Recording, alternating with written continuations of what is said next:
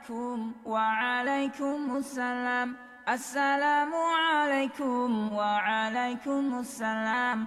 Assalamu alaikum wa rahmatullahi ta'ala wa barakatuh, chers auditeurs et auditrices de la 95.fm.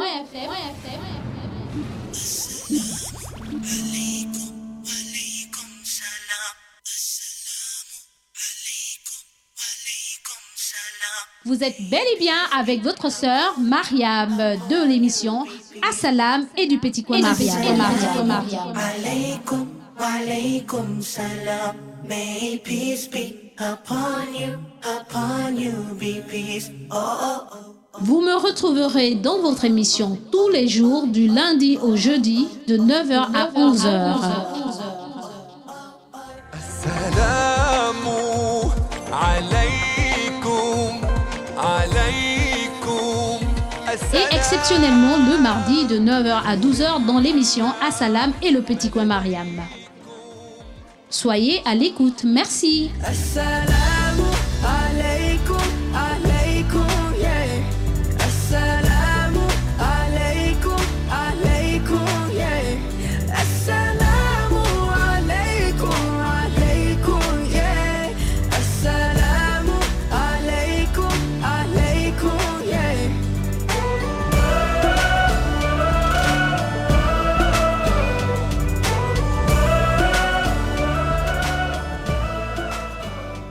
Assalamu alaikum wa alaikum assalam.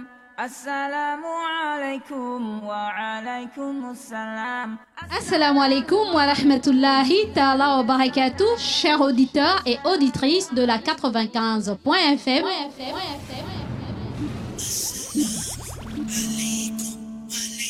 salam. Alaykum salam. Vous êtes bel et bien avec votre sœur Mariam de l'émission Assalam et du petit coin Mariam. Alaykum wa alaykum salam.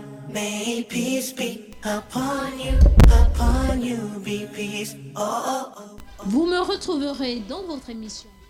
أعوذ بالله من الشيطان الرجيم بسم الله الرحمن الرحيم صلاة والسلام على رسول الله وصحبه أجمعين. Chers auditeurs auditrices de la 95.fm, Assalamu alaikum wa rahmatullahi ta'ala wa barakatuh. Que la paix et la bénédiction d'Allah soient sur vos chers frères et sœurs dans la foi.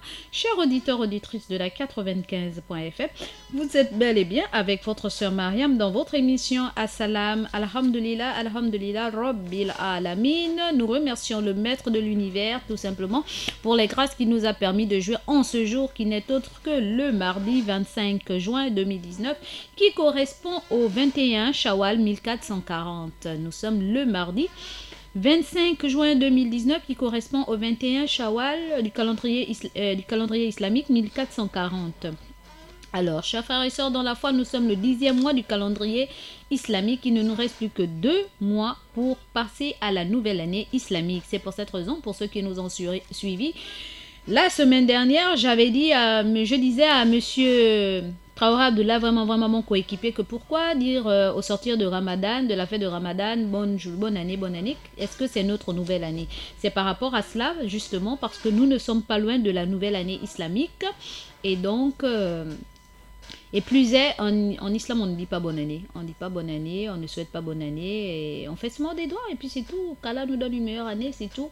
Mais qu'à cela ne tienne, c'est un peu cela. Parce qu'il y a un auditeur qui m'a interpellé en inbox. Il m'a dit, Mariam, la dernière fois, tu as dit à monsieur Traoré ceci et cela. C'est vrai que c'était amusant, mais je veux comprendre. Alors, la compréhension est celle-ci. C'est que nous ne sommes pas à la nouvelle année islamique. C'est dans 3 mois, dans 3 mois. 3 mois après, nous allons rentrer dans la nouvelle année islamique, donc Muharram. Alors là, nous sommes à Shawwal, 10e mois du calendrier islamique, le 10e mois du calendrier islamique. Il nous reste encore 2 mois avant de passer à la nouvelle année islamique. Car cela ne tienne, nous sommes le 6e mois du calendrier grégorien, le calendrier chrétien entre parenthèses. Alors nous sommes en milieu d'année grégorienne, autant pour moi.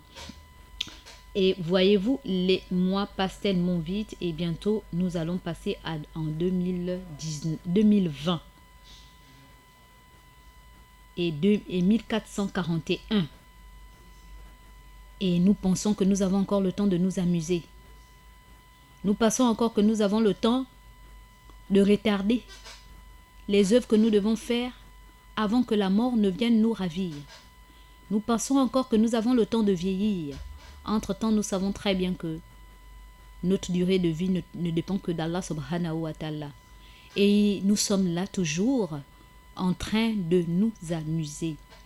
Qu'à cela ne tienne, avec le monde qui va à sa course, qui court à sa perte, qu'en est-il de nous musulmans? Est-ce que nous sommes conscients de cela? Est-ce que lorsque nous sommes face à des difficultés, face à un monde terrible que nous traversons, est-ce que nous avons mis des garde-fous autour de nous? Qu'en serait-il de nos enfants? Est-ce que toutes ces questions-là nous taraudent l'esprit? Est-ce que dans nos pensées, nous pensons à cela? Qu'en est-il de nos enfants, de nos progénitures et de nos petits-enfants? Vu que déjà nous qui sommes les pères et les mères de famille, nous sentons déjà la dureté, la rudesse, le déclin.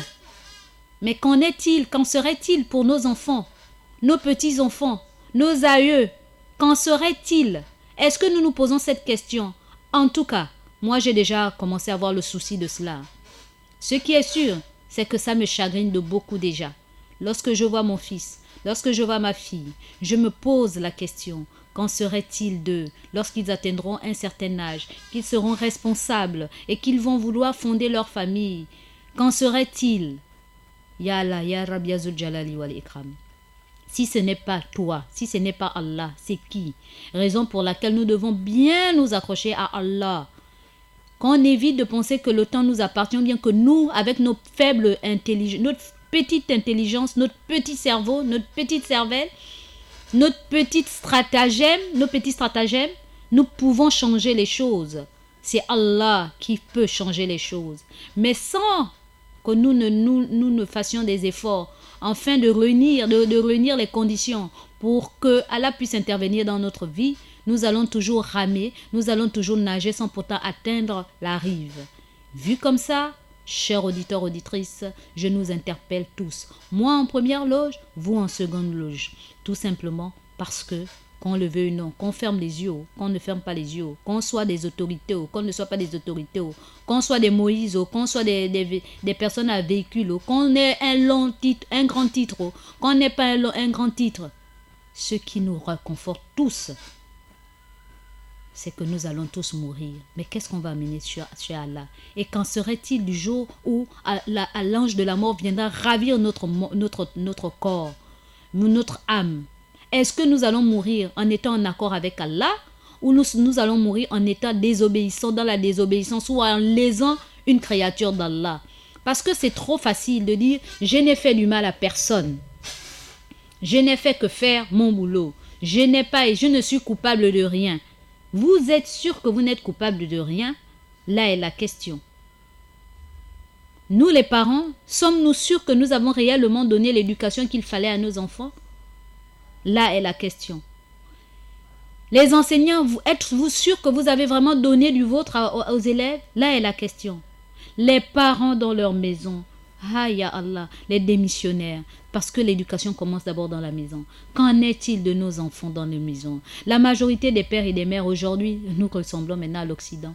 Et même l'Occident revient encore nous retrouver. Eux, ils font volte-face et nous, on se dit non, c'est leur éducation qui est la meilleure. On tend vers eux. Au point que nos enfants sont laissés à eux-mêmes, ils se font leur éducation, l'éducation de la rue.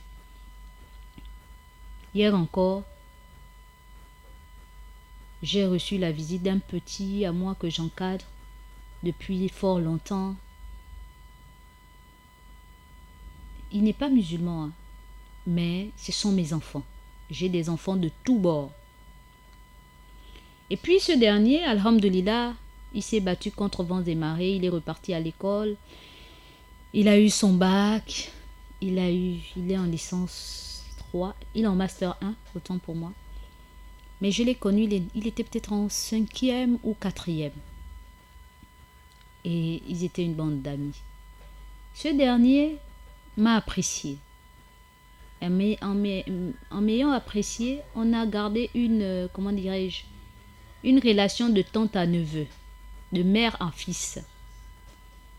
Et malgré les hauts et les bas de la vie, il s'est accroché et les conseils que je lui portais, ma famille lui portait, bien qu'il soit non musulman, il faut bien vous le dire, parce que on a l'impression que nos fréquentations, c'est-à-dire qu'il n'y a que les musulmans, on ne peut pas impacter sur les autres.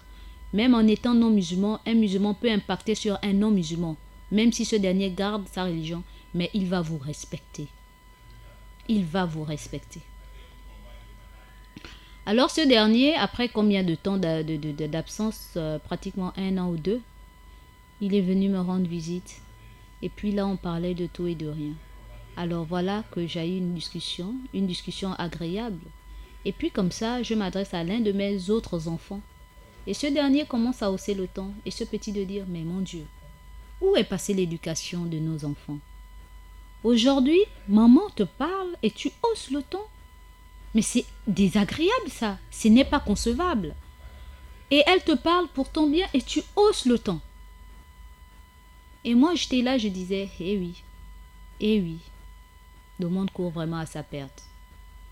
Il arrivera un temps où l'esclave deviendra le maître et le maître deviendra l'esclave. Et ceci a commencé. Ce temps est vraiment arrivé. Parce que lorsqu'on voit des enfants qui, à notre époque, même de nos jours, si mon aîné, mon coach, parle, je ne peux pas parler devant lui. Plus forte raison, a fortiori, ton père ou ta mère. Subhanallah. Donc c'est pour dire que ceci n'existe pas que chez les autres, ça existe même dans nos maisons.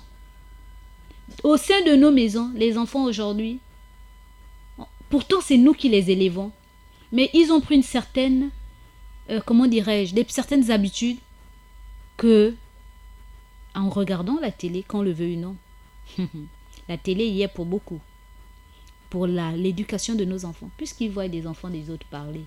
Pourquoi nous, on va être en marge? Il faudrait qu'on nous entende.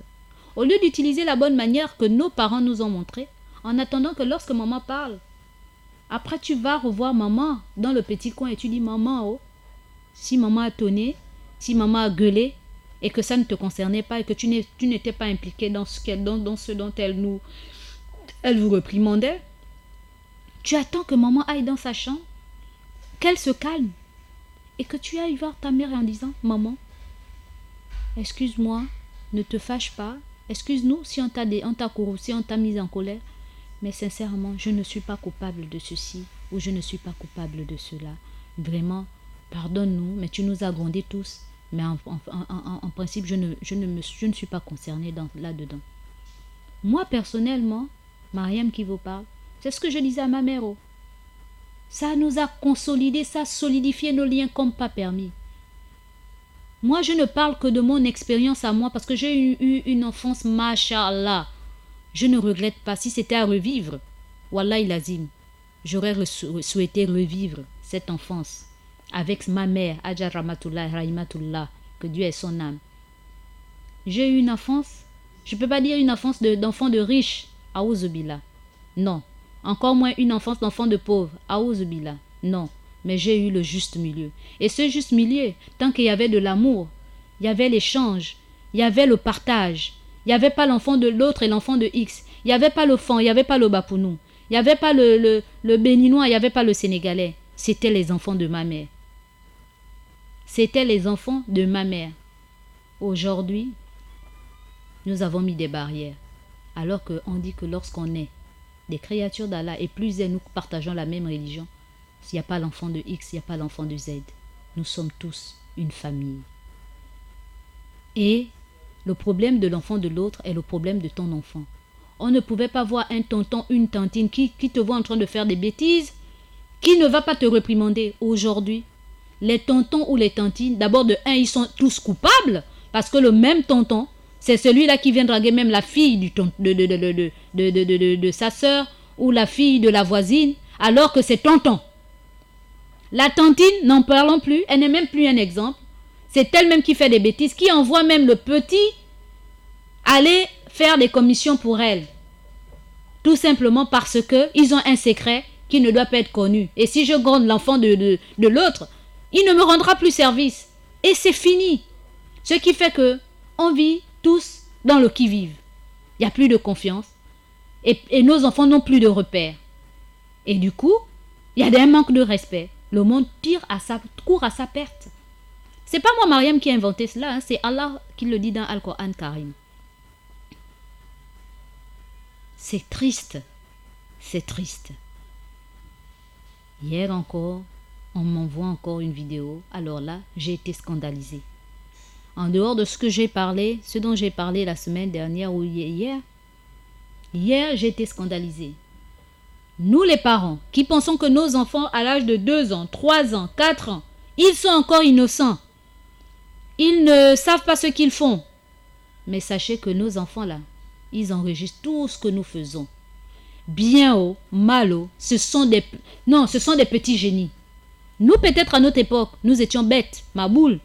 Mais les enfants de l'époque de l'émergence là, c'est des enfants intelligents. Même à 1 an, ils sont intelligents. La preuve, c'est qu'il n'y a qu'à regarder, laissez vos portables. Combien de fois les enfants de la nouvelle technologie l'utilisent mieux que nous. Nous, il a fallu qu'on aille à l'école pour apprendre comment manier un téléphone ou un ordinateur. Mais nos enfants, à partir de 3 ans, 4 ans, c'est des experts. Alors, plus est en ce qui concerne le téléphone.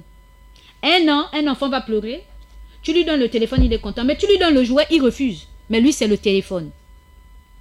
Et il sait même aller dans ce qui l'intéresse. Vous imaginez. Donc, à force de sous-estimer nos enfants, en oubliant de leur inculquer les valeurs religieuses, les valeurs qui leur permettra de se servir de cela dans cette vie et dans l'autre. Nous disions, ils sont encore petits. Je vous assure qu'il y a une vidéo qui circule dans les réseaux sociaux. Des petits de 2 ans, au trop 3 ans, ils ne peuvent pas atteindre 4 ans. Parce que je suis enseignante d'abord. Ils sont en train de faire le sport de chambre. Sport de chambre, je vous assure, j'ai été scandalisée. J'ai dit où va le monde. Et je ne sais pas si c'est la nounou, ou le papa, ou la maman qui est en train de les filmer. 2 ans, 3 ans au trop. 4 ans, c'est trop dire. Non. En train de faire le sport de chambre. Le petit sait que non, il faut enlever ceci de la fille. Lui-même, il descend sa petite culotte et il fait le sport de chambre avec sa soeur. Ou sa soeur, ou sa cousine, Allah Walem. Et les parents, ou la nounou, une personne. Non, c'est pour nous dire aussi que nous, là, il faudrait qu'on sache avec qui on laisse nos enfants. Tout cela nous interpelle avec qui nous laissons nos enfants. Parce que pendant que nous sommes au travail, nous sommes en train de gaspiller l'avenir de nos enfants parce qu'on ne sait pas la nounou avec qui nous avons laissé nos enfants. Est-ce qu'elle les inculque? Elle leur inculque les bonnes moralités ou les bonnes mœurs? Ou alors elle leur inculque la vie de débauche, de dépravation et tout ce qui s'ensuit. Eux, ils le font machinalement. Pour eux, c'est comme si c'est naturel. Peut-être parce qu'ils ont vu papa et maman qui ne se cachent pas non plus. Ils se sont dit non, ce sont des enfants, ils vont faire quoi? Et eux aussi viennent reproduire la même chose. Mais c'est scandaleux. Le monde court vraiment à sa perte. Je suis là pour nous interpeller. Mashallah, je remercie Allah. Je ne pourrais plus en faire. Mais j'ai des neveux, j'ai des sœurs, j'ai des cousins et cousines. J'ai mes enfants. Qu'en serait-il de mes petits-enfants, de mes neveux et nièces, du monde là où on vit là? Qu'en serait-il? Si déjà à l'âge là, ils commencent. Mais quand ils auront 10 ans, 11 ans, ce sera quoi? Et puis, nous les religieux, nous disons, ah, ça n'arrive qu'aux autres. Ce qui arrive aux autres arrivera dans ta maison. Parce que c'est un fléau. Si on ne le combat pas, si on n'essaie pas de revoir l'éducation que nous donnons à nos enfants, ben, nous n'aurons que nos yeux à pleurer. Nous allons tirer le chapelet, nous allons faire ceci et cela, dire ya Allah, mais ya Allah va nous dire un jour, mais je vous avais donné l'opportunité. Vous avez écouté la sœur Mariam, elle vous avait interpellé, vous pensez que c'était un hasard, mais ce n'était pas un hasard. Vous voyez? Donc attention. Pour les mamans qui font du sang à l'heure, nos enfants ont besoin de nous. Ne vous comparez jamais à un homme. La maison là, On est plus en sécurité dans nos maisons qu'en étant dehors. Ce qui est à nous sera à nous. Ce qui n'est pas à nous ne sera pas à nous. Donc il faut bien passer du temps avec nos enfants. Et lorsqu'on passe du temps avec nos enfants, c'est pas maman est devant Novelas ou avec les copines en train de raconter des histoires. Entre-temps, tu penses que ton enfant ne t'écoute pas, mais il t'écoute. Le Congo, ça là, il écoute. Et il veut, et elle veut, lorsqu'elle sera grande, elle veut s'identifier à vous. Donc elle va vivre que de Congo, ça. Si vous avez des copines, vous vous retrouvez que pour parler des gens, sachez que vos enfants qui grandissent, vous pensez que ce sont des petits, ils transfèrent, ils copient leur vie à travers vos personnes. Donc ce seront des hyper congosseurs. Imaginez si vous êtes une congosseuse puissance 9. Vos enfants seront des congosseurs puissance 18. Et ainsi de suite. Un papa qui fait le sport de chambre, qui passe son temps à papillonner à gauche, à droite, devant les enfants, il amène la copine, il amène les amis, etc., etc. Vous pensez que vos enfants seront quoi demain? Lorsque vous le faites devant eux, vous pensez que vous vous attendez à quoi? Ce seront des débauchés en puissance 20. C'est ce que vous oubliez. Et parfois même vous allez vous retrouver à sortir avec les mêmes filles. Tout simplement parce que le papa n'a pas su porter sa veste de père. Il n'a pas su que son âge là, il faut qu'il se respecte. Mais combien réfléchissent? Chacun dit, chacun aura sa propre expérience. J'ai horreur quand un parent me dit ça.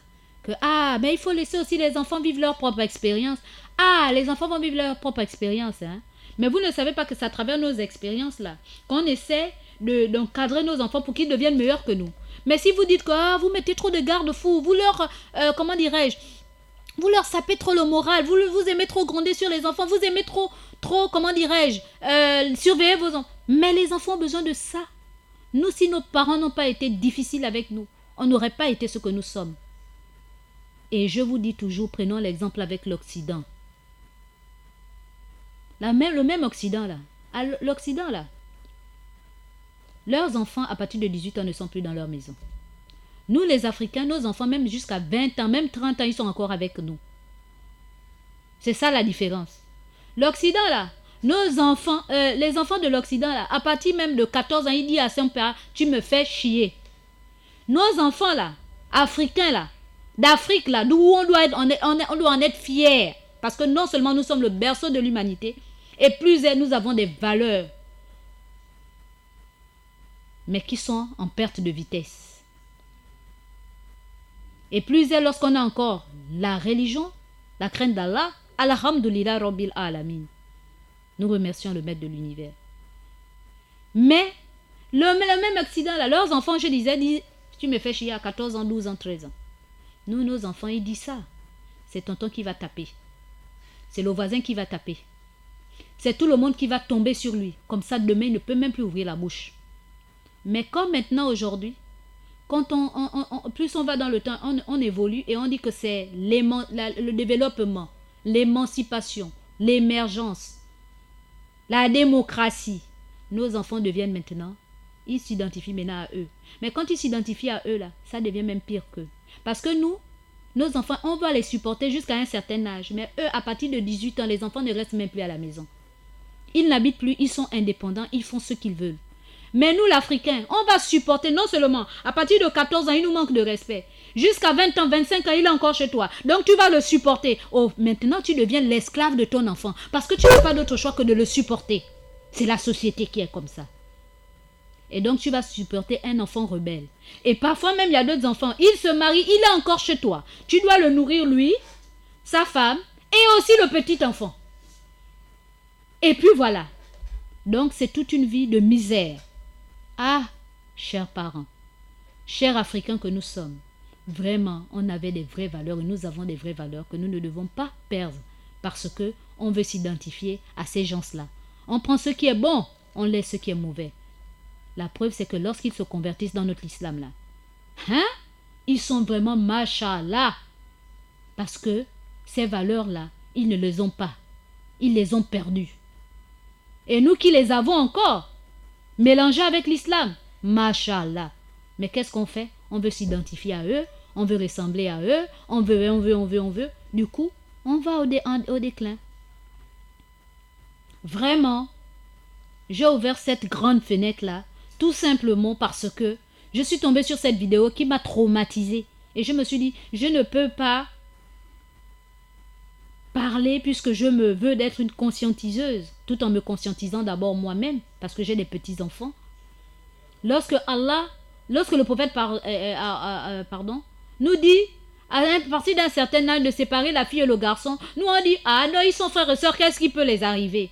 Mais justement, ceux-là, c'était les frères et sœurs, qui étaient en train de faire le sport de chambre. Frères et sœurs, Donc, quand l'islam nous met en garde sur certaines choses, on a l'impression que ça existe seulement chez les Arabes. Ça ne peut pas exister chez nous. Ah bon? Mais quand on regarde dans nos familles, là, le premier PD gabonais là, qui est sorti aussi au vu de tout le monde, Mangue, il avait dit quoi? C'est son oncle qui lui a fait ça. Quand sa maman partait à l'école, au travail, elle l'a laissé avec son frère. Le frère là, donc le tonton, le supposé tonton, a initié Mengue. 2 hommes.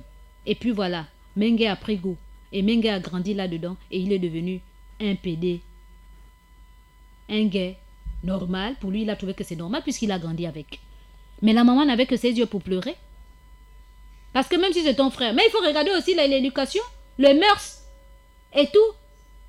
Bien qu'on n'est jamais assez prudent. Mais voilà. Mais celui qui a la crainte d'Allah, vous pensez qu'il peut faire ça à ton enfant? Mais parce qu'il sait que Allah peut le ravir à tout moment, peut envoyer l'ange de la mort pour le tuer, et qu'il aura des comptes à rendre à Allah. Voyez-vous? C'est cela. Puisse Allah nous préserver. Puisse Allah préserver nos progénitures jusqu'à nos dernières descendances. Vraiment qu'Allah nous en préserve. Que ce fléau-là ne puisse pas s'étendre dans nos familles parce que c'est grave. On n'en parle pas, mais ça prend de l'ampleur d'une manière. Subhanallah.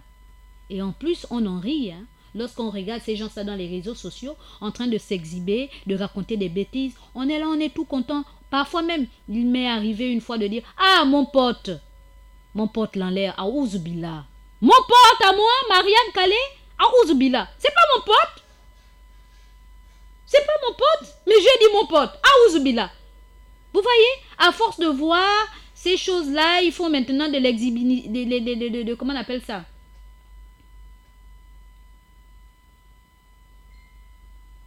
Comment dirais-je, de la publicité de leur statut anormal. Et nous, à force de regarder, on trouve que c'est normal. Et on élève nos enfants dans ça, on trouve que c'est normal.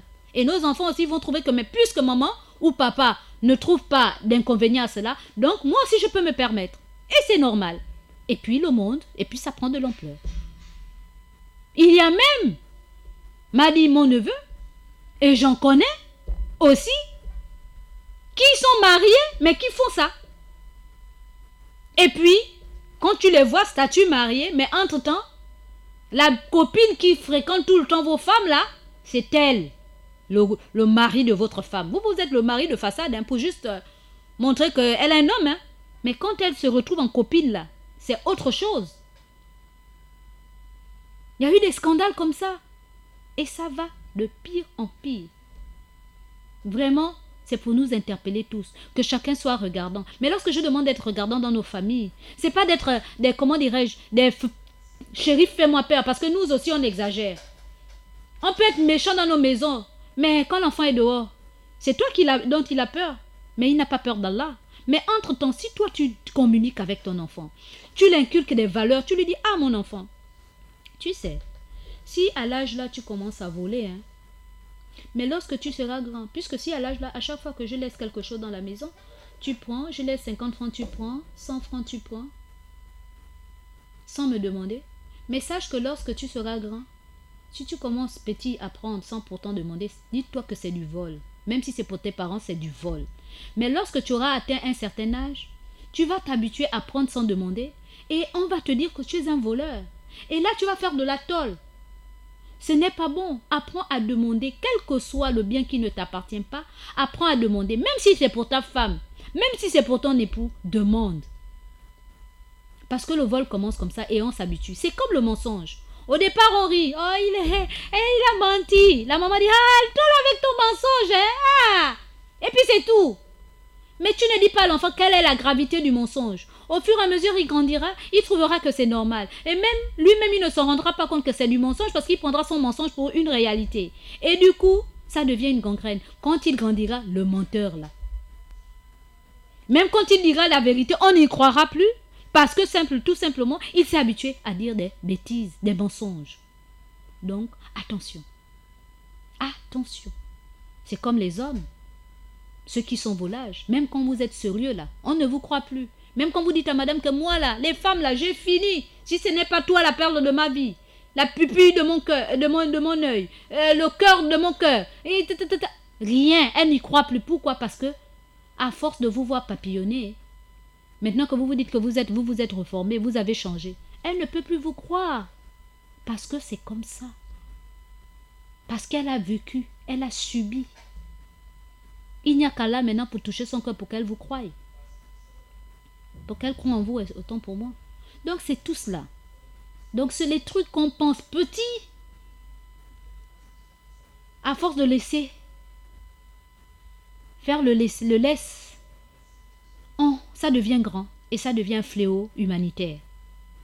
Et c'est ce qui cause le problème dans le monde, les problèmes dans le monde. Puisse Allah nous pardonner. Puisse Allah toucher nos cœurs. Puisse Allah nous changer. Cette fenêtre n'est plus une fenêtre que j'ai ouverte. C'est une porte que j'ai ouverte.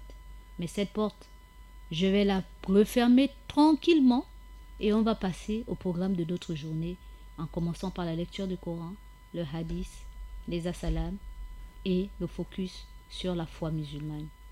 Sur ce, j'en ai terminé avec notre petit conseil, notre petit et grand conseil, notre moyen conseil, c'était pas grand, c'était pas petit, mais c'était moyen conseil, en espérant, Inch'Allah, que les uns et les autres en tireront des leçons, moi en première loge et vous ensuite, Inch'Allah. Assalamu alaikum wa alaikum assalam.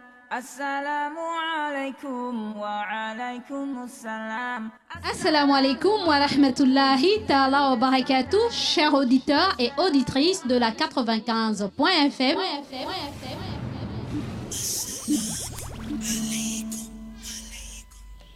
A'udhu billahi minash shaitani rajim, bismillahir rahmanir rahim.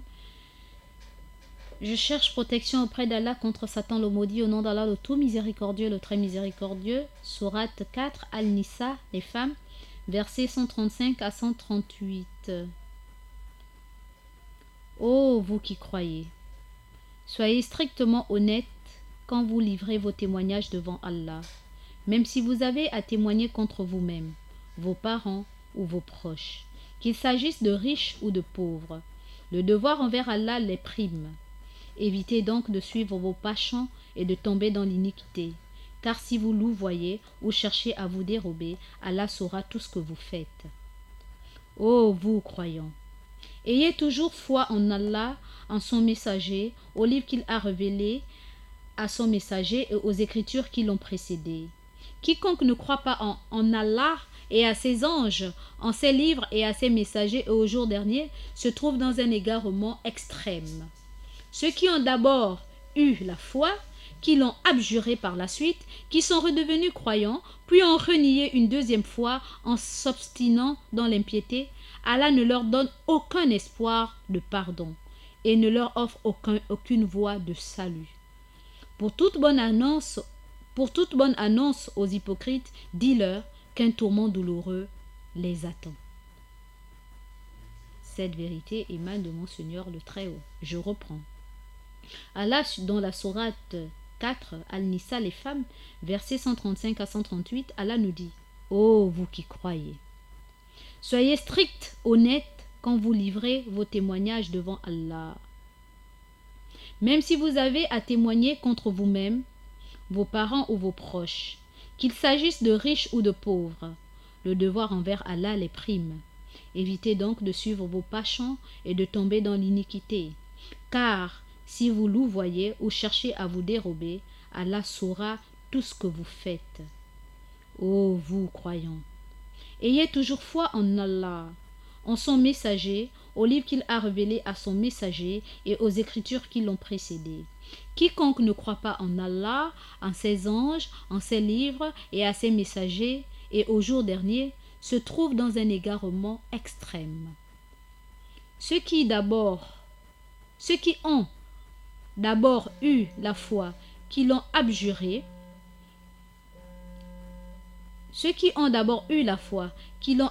par la suite, qui sont redevenus croyants, puis qui ont renié une deuxième fois en s'obstinant dans l'impiété, Allah ne leur donne aucun espoir, le pardon ne leur offre aucune voie de salut. Pour toute bonne annonce aux hypocrites, dis-leur qu'un tourment les attend. Sadakallahu lazim, cette vérité émane de mon Seigneur de très haut. Chers auditeurs, auditrices de la 95.fm, voyez-vous en français facile, qu'est-ce que Allah veut nous faire comprendre à travers ceci? Allah veut nous faire comprendre en français facile que il nous interpelle en nous disant ceci: ô vous qui croyez, donc ô vous les croyants, soyez stricts, soyez honnêtes quand vous faites des témoignages devant Allah, même si vous avez à témoigner de votre propre personne, des riches que vous côtoyez ou des pauvres, de vos parents, de vos proches. Il faut être honnête, il faut être strict, sincère. Et il nous met en garde d'éviter de suivre nos penchants, donc nos choix. Parce que tel me plaît, sa tête me plaît, même s'il est dans le faux, bon écoutez, je vais témoigner à sa faveur. Ou bien je vais être de son côté alors qu'on sait que ce qu'il fait est mauvais. Mais comme c'est mon parent, ou bien c'est parce que il va me donner quelque chose en retour, ou bien c'est parce que c'est quelqu'un de proche que j'aime bien, donc je serai de son côté même s'il est dans le faux. Allah nous met en garde de ne pas faire cela, de ne pas éviter de suivre nos penchants. Car il sait que si nous essayons de nous dérober, n'est-ce pas, de nier tout ça, on doit savoir que il sait tout ce que nous faisons. Même si on essaie de dire que je dois être celui qui n'a rien entendu, qui n'a rien vu, qui n'a rien dit. Oui, parce qu'il y a des frères et sœurs qui sont comme ça. Je n'ai rien entendu, je n'ai rien vu, je n'ai rien dit.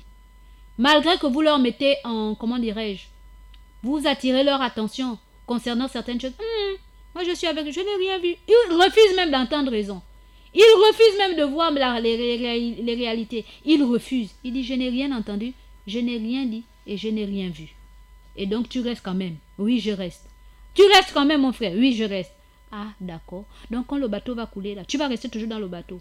Ah, quel bateau qui va couler? Ah, d'accord. Ok. D'accord. Donc tu es toujours du côté des mauvais. Mais pour moi ils ne sont pas mauvais. Moi ils m'ont rien fait. Je n'ai rien entendu. Je n'ai rien vu, même si tu as vu. Je n'ai rien dit, même si tu sais que c'est vrai. Mais tu continues à être dans le faux. Allah nous met en garde. Oh, vous qui croyez. Il nous interpelle. Gardez la foi en Allah. En son messager, donc au prophète Mohammed, paix et bénédiction d'Allah soit sur lui, au livre qui a été révélé à son messager, donc le Coran qui a été révélé au prophète Mohammed sallallahu alayhi wa sallam, et aux livres qui l'ont précédé, donc les livres qui ont précédé Al-Qur'an Karim, la Torah, l'évangile, les psaumes et les feuillets de David. La Torah, l'évangile, les psaumes et les feuillets, voilà. Sans compter lui-même le Coran Al-Karim. Donc Allah nous dit de croire en cela, à ces livres-là, les premiers livres qui sont descendus, n'est-ce pas? Ensuite, il nous dit, quiconque, celui-là qui ne veut pas croire, n'est-ce pas, en Allah, aux anges, parce qu'il y a des gens qui pensent que les anges c'est des trucs mythiques, c'est des trucs inventés par les aïeux, les ancêtres ou les je ne sais pas moi, les historiens. Mais celui qui refuse de croire en Allah, aux anges, aux livres révélés, aux messagers, à tous les messagers, donc les prophètes, et le jour dernier se trouve dans un égarement extrême. On ne peut pas se dire croyant, mais tu crois en Allah, mais tu ne crois pas aux anges. Tu crois en Allah, mais tu ne crois pas à tous les livres révélés. Tu crois à certains messagers, mais tu ne crois pas à tous les autres messagers. Tu n'es pas un croyant. Et sache que si tu nies cela, sache que tu vas te retrouver dans un égarement extrême. Tu es dans un égarement extrême. Parce que la foi en Allah repose sur cinq piliers, n'est-ce pas, fondamentaux, 6 piliers fondamentaux. Autant pour moi. Ceux qui ont d'abord eu la foi, qui l'ont abjuré par la suite, donc ceux qui avaient la foi avant, ensuite ont renié cette foi. En plus, ils sont revenus encore dans la foi, donc ils sont redevenus croyants. Puis ils ont encore renié une deuxième fois en étant dans le péché, l'impiété, etc., etc. Ces personnes-là doivent savoir que Allah ne leur donne aucun espoir de pardon, donc il ne va pas leur pardonner. Et il ne va pas leur offrir une voie salutaire, bien au contraire. Et il dit que annonce à ces personnes-là, à tous ces hypocrites-là, qui jouent, aujourd'hui je suis croyant, demain je ne le suis pas, aujourd'hui je suis à la musulmane, demain je ne le suis pas, ainsi de suite, ainsi de suite. Dis à ces personnes hypocrites-là, n'est-ce pas, que la bonne nouvelle, la bonne annonce, c'est qu'ils iront dans un tourment douloureux. Un tourment douloureux les attend. Dis à ces hypocrites-là que la bonne annonce, la bonne nouvelle pour vous, c'est que un tourment douloureux vous attend. Et le tourment douloureux, c'est quoi? Allez-y comprendre. Sur ce, chers frères et sœurs dans la foi, chers auditeurs, auditrices de la 95.fm, puisse Allah nous en préserver, n'est-ce pas? Nous préserver de tout cela et qui nous mette parmi ceux-là qui y croient fermement aux 6 tasifa, aux 6 piliers de la foi. Et nous allons passer sans transition au hadith, donc à un récit, mais c'est pas du prophète, paix et bénédiction d'Allah soit sur lui, c'est un dire de Abu Huraira qu'Allah l'agrée. D'après Muhammad ibn Qab, Abu Huraira qu'Allah l'agrée a dit: il y avait parmi vous 2 sécurités. L'une d'elles est partie et il reste l'autre. Et lui de continuer: Allah ne va pas les châtier alors que tu es parmi eux, et Allah ne va pas les châtier alors qu'ils demandent pardon. Alors, ainsi, les 2 sécurités dont faisait état Abu Huraira étaient la présence du prophète, paix et bénédiction d'Allah soit sur lui, parmi les croyants, et la demande du pardon. Le prophète Muhammad sallallahu alayhi wa sallam, paix et bénédiction d'Allah soit sur lui, est mort. Mais il reste donc la demande du pardon qui permet d'être protégé du châtiment d'Allah subhanahu wa ta'ala.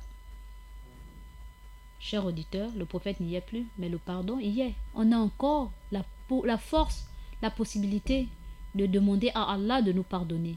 Vu comme ça, on peut encore espérer à la miséricorde d'Allah sur nous, à être en sécurité.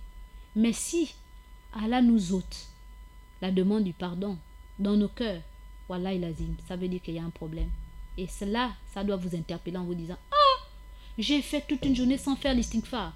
Je fais 2 jours, voire 1 semaine sans demander pardon à Allah. Donc ça veut dire que j'ai un problème. Là, vous devez déjà vous inquiéter. Parce qu'un croyant qui ne fait pas l'istighfar dans la journée, c'est qu'il y a problème. Il y a vraiment problème. Donc il pense qu'il est à l'abri de tout, quoi. Et là, ça nous interpelle tous.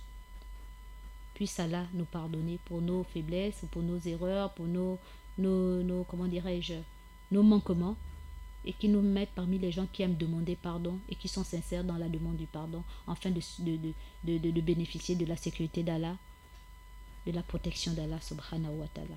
Sur ce, chers auditeurs, auditrices de la 95.fm, j'en ai terminé avec le hadith et nous allons passer à la 3e partie de notre émission, les As-Salam, juste après la transition. Wa alaykum salam, may peace be upon you, be peace. Oh, oh, oh. Vous me retrouverez dans votre émission tous les jours du lundi au jeudi de 9h à 11h. السلام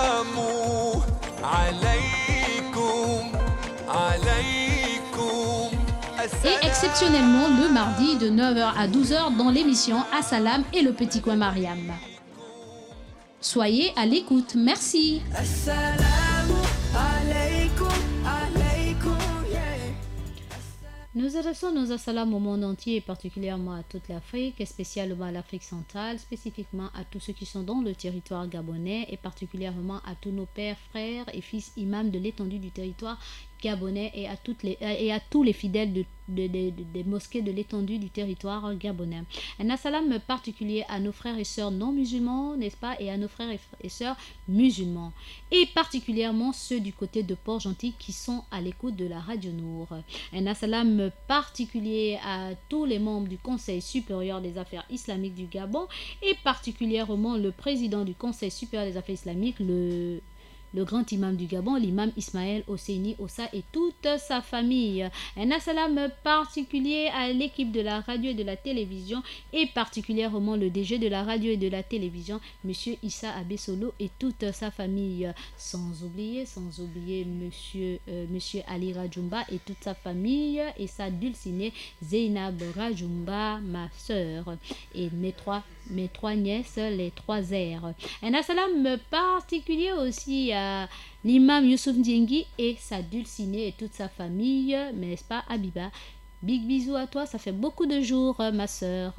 Un assalam particulier aussi à mon frère de cœur, Moussa Ndiengi et toute sa famille, avec qui nous avons élevé beaucoup de bonnes choses ensemble. Un assalam particulier à toi et à toute ta famille. Un assalam particulier aussi à mon frère personnel, Abdul Kadria et toute sa famille. Un assalam particulier à ceux qui sont de l'autre côté de la vitrine, n'est-ce pas, monsieur Minsa Paturel et tous ceux qui lui sont chers. Un assalam à toi. Un assalam particulier à Axel Kumba et tous ceux qui lui sont chers. Un assalam particulier à monsieur Georges, mon futur coéquipier de l'émission Petit Coin Mariam. Un assalam à toi et toute ta famille. Un assalam particulier à Hugues Mandongi et toute sa famille. Un assalam particulier à Abdul Razak Boas et toute sa famille. Un assalam particulier aussi à Maël Manumba, celle de Moabi, celle qui n'est plus à présenter, et toute sa famille. Et un assalam particulier aussi à Ida Ibinga et toute sa famille, en particulier sa jumelle. Un assalam particulier à nos précurseurs de l'émission Assalam, et particulièrement Aïcha Oliang et toute sa famille, sans oublier Abdul Rachid Nyombi, n'est-ce pas? On ne t'oublie pas, et les 3 Fatima, sans oublier Fatima Machitanda, ma nièce. Big bisous à toi et toute la famille. Un assalam particulier à Lordine du côté de la télévision, à Oumou du côté de la télévision, à Isiakou Fafouni qui n'est plus à présenter, et aussi un assalam particulier à ma fille Adiza Adamou qui n'est plus aussi à présenter. Sa voix vous la connaissez. Un assalam particulier aussi à Chérel, la technique, à monsieur Aseko, à monsieur JC et à l'administration, à tous les membres de l'administration et leurs familles respectives, et particulièrement Makoulbi qui a perdu son papa. Un assalam particulier à toi et beaucoup de courage, ma chérie. Inna lillah wa inna ilayhi rajoun. Nous revenons d'Allah et nous retournerons vers lui. Et elle dit alhamdulillah rabbil alamin, parce que papa était dans la croyance, il était musulman.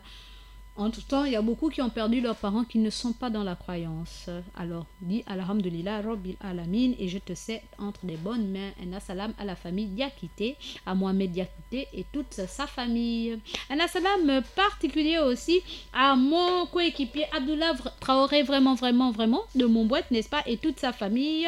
Un assalam particulier à toutes nos mamans, n'est-ce pas, nos mamans qui sont à l'écoute de la Radio Nour, et particulièrement la maman de la radio, maman Mariam de Gabon Store, qui est du côté de Port-Gentil et qui sera bientôt des nôtres d'ici peu. Big bisous du côté de Port-Gentil à toute ta famille, et à maman Zeynab aussi du côté de Port-Gentil. Ma maman à moi, maman Zeynab, big bisous, je t'oublierai jamais, Inch'Allah. Puisse Allah faire en sorte qu'on se retrouve dans cette vie et dans l'autre, Inch'Allah. Alors, un assalam particulier aussi à Maman Molière, par réseau, ça date, n'est-ce pas, la maman de la communauté, qui n'est plus aussi à présenter à Anti du côté du centre médico-social et à toute la famille Koumakpayi. Un salam particulier à maman Adama du rond-point de la démocratie, à maman Aïcha, je ne t'entends plus, même pas en inbox, je ne t'écoute plus ma mère, qu'est-ce qui se passe? Tu te portes bien, j'espère. Beaucoup de points d'interrogation, ma mère. Un salam particulier aussi à maman Aïssata, la femme de Papa Dioum. Un salam particulier à toi et à Papa Dioum. Un salam particulier à la veuve Ali Mambélé, ma mère de cœur, ma mère d'amour, ma mère à moi. Big bisous, maman. Un salam particulier à maman Massoutora de la mosquée Hassan II, à maman Fatou du Conseil supérieur des affaires islamiques du Gabon et de la mosquée Hassan II. Un salam particulier à tantine Alia, la mère de Amir Révignet, à tantine Khadija de la mosquée Hassan II et à tantine Madina, déléguée médicale de la mosquée de Nchawina, n'est-ce pas? Et un salam particulier à la dame, la dulcinée de mon imam, l'imam Chouaïb de la mosquée de lui, Moujibatou, ma grande sœur et mère. Big bisous et à toi et à toute la famille. Et un salam particulier à mon imam aussi, l'imam Li et l'imam Al-Bourindiaï et toute la famille, sans oublier toi, ma chérie Mougati Aminia Korondi Veveni. Voilà, big bisous à toi et à toute la famille. Un salam particulier, n'est-ce pas, à tous ceux et celles qui ont participé à cette émission via les appels téléphoniques et les messages. Et oui, je ne ferai plus de comment dirais-je, de publicité, des assalam à ceux qui refusent. Ils écoutent, mais ils refusent de participer. Parce qu'aujourd'hui, c'est le petit coin Mariam. Alors, j'aimerais vraiment qu'il y ait beaucoup de participation venant de vous, parce que c'est un débat qui arrivera d'ici peu. Dans quelques heures. Alors, un salam particulier à toutes mes sœurs, elles se reconnaissent, n'est-ce pas? En particulier Amina Farad Gassita, ma tata Leila Owangal, épouse Konenzingui. Un salam particulier à toutes les femmes de la condition féminine des affaires du Conseil supérieur des affaires islamiques du Gabon, un assalam particulier à la dynamique des femmes leaders pour la paix et particulièrement la présidente Bérangère Minong. Un assalam particulier aussi au comité LIA, c'est particulièrement à monsieur Arthur et la Edo Arthur, et aussi à ma petite sœur Raïssa Micha Capito, à ma fille Jamila Onanga, épouse Sako, à ma fille de cœur et d'amour et de sang Rita Mayagi, à tout le comité Elias sans exception, et à Desi Mweli, sans oublier monsieur Ali Dongwe, et un assalam particulier à Ngwe Nina, un assalam particulier à toi. Alors, un assalam particulier à Fatima Ochage, elle pensait que je l'ai oublié, à Aïcha Benga, à Safiatou Diallo et à Sandra Maora, ma fille, ma nièce à moi, à Alima Traoré et à Zeina Gobel, et sans oublier à ma fille Reine Aki. Un assalam particulier à toi, ma petite sœur Reine Aki. Un assalam particulier à Mariam de la Gourmandise, Ambachi Aboubakri de la Sablière, Ambachi Dutch, mon neveu, à maman Mariam de Nour, à Ouman Zemba de la Campagne, à Abdulrahman Garba, à Aïcha de Bikele, à Awa du Como, à ma petite sœur Fatima de Bikele, à monsieur Cissé de Port-Gentil, à Sidibé Lassina, et aussi à tous les imams de la mosquée de Port-Gentil, et particulièrement à monsieur Sama de notre comptable de la radio Nour, et à tous les enseignants du lycée islamique de Port-Gentil, et à toute la communauté musulmane de Port-Gentil, sans oublier madame le maire Ingrid Leyoubou et toute la population de Port-Gentil, sans oublier toute ma famille aussi qui est du côté de Port-Gentil, en particulier Mambourou Yorandaga Ibutu et Ya Francine Ogandaga Ibutu, et toute la famille Ogandaga Ibutu, la famille Ratanga, la famille Fayol, la famille Matende, la famille Dodo et la famille et j'en passe, hein, la famille Matende.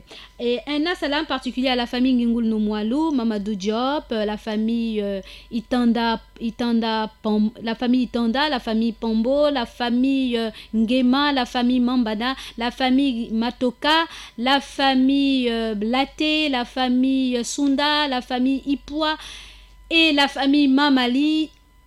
un panel de toutes ces familles et sans oublier la famille Ayo. Un assalam particulier aussi à la famille Issembe et aussi condoléances à cette famille dont j'ai perdu un de mes oncles, Victoire Lasseni Dubose. Un assalam particulier à toi et condoléances de notre part et de moi ta nièce. Un assalam particulier aussi à Fatima de Muslim Shop et à Obon Rokia de Muslim Shop. Sans oublier Tsanga du côté derrière l'hôpital pédiatrique d'Ovendo, n'est-ce pas? Et toute la famille Bongo Martin du côté de derrière la pédiatrie d'Ovendo. Elles se reconnaissent, n'est-ce pas? Martine et Letiana et les jumeaux, n'est-ce pas? Et sans oublier Petit Bongo. Un assalam particulier aussi à Alix Sungu, n'est-ce pas? Ma sœur du bout du monde.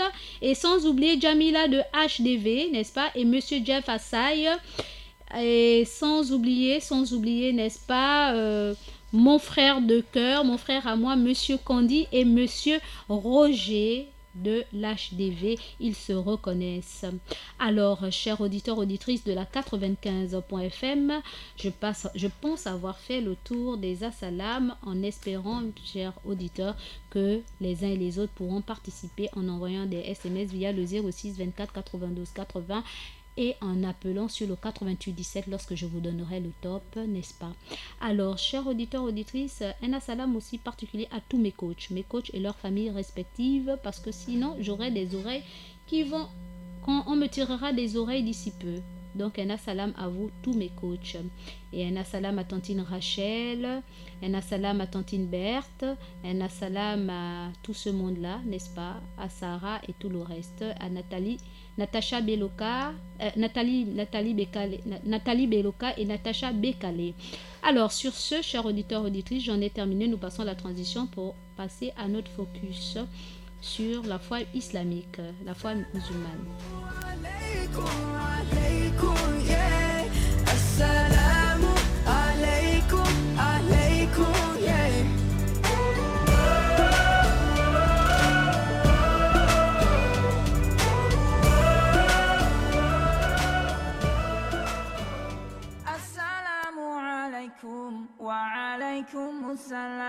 Assalamu alaikum wa alaikum assalam. Assalamu alaikum wa rahmatullahi ta'ala wa barakatuh, chers auditeurs et auditrices de la 95.fm.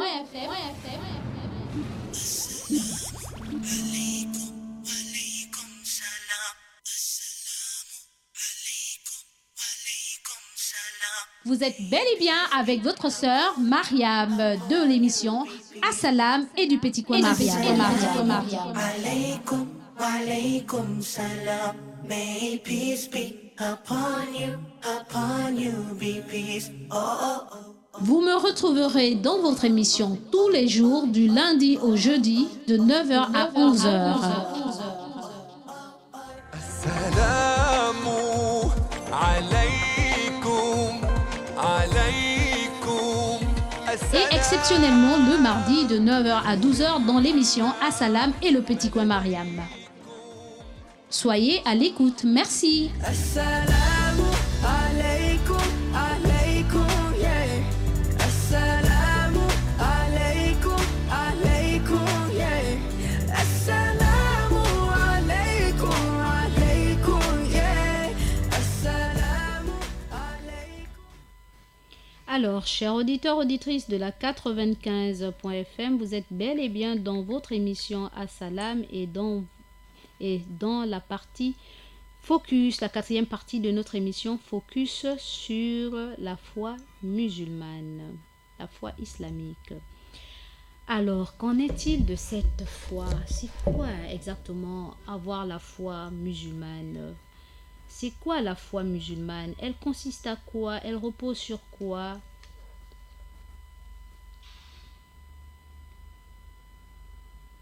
Alors,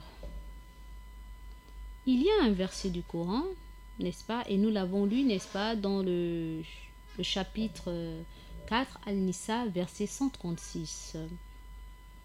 Là où Allah nous interpelle en nous disant « Ô vous qui croyez en Dieu, en son envoyé, à l'écriture qu'il fait descendre sur son envoyé, à l'écriture qu'il a fait descendre auparavant, donc au livre révélé, n'est-ce pas? Et quiconque ne croit pas en Dieu et en ses anges, ses écritures, ses envoyés et au dernier jour est dans un égarement infini. Voyez-vous, chers auditeurs, auditrices de la 95.fm, la foi en islam repose sur 6 piliers importants, c'est-à-dire croire en Dieu, croire à ses prophètes, croire à tous les livres révélés, croire aux anges, croire au jour du jugement dernier et au destin, qu'il soit bon ou mauvais. Voilà en quoi consiste la foi en islam. Celui qui refuse d'y croire, n'est-ce pas, il sait qu'il n'a pas réellement la vraie foi en islam. Il n'a pas la véritable foi. Tout simplement parce que les 6 tasifas de la foi reposent sur cela. Les 6 piliers de la foi musulmane.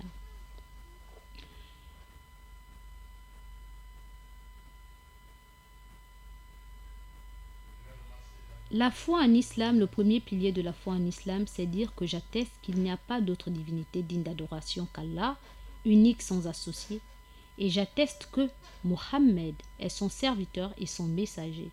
J'atteste que quoi? Il n'y a qu'un seul Dieu unique qui mérite l'adoration. Il n'y en a pas 2, il n'y en a pas 3, personne n'est à côté de lui. Et j'atteste que quoi? Que Mohammed est le messager d'Allah et son serviteur. Il n'est pas son fils, il n'est pas celui qui gère avec lui les cieux et la terre, mais il est quoi? Il est son messager et son serviteur.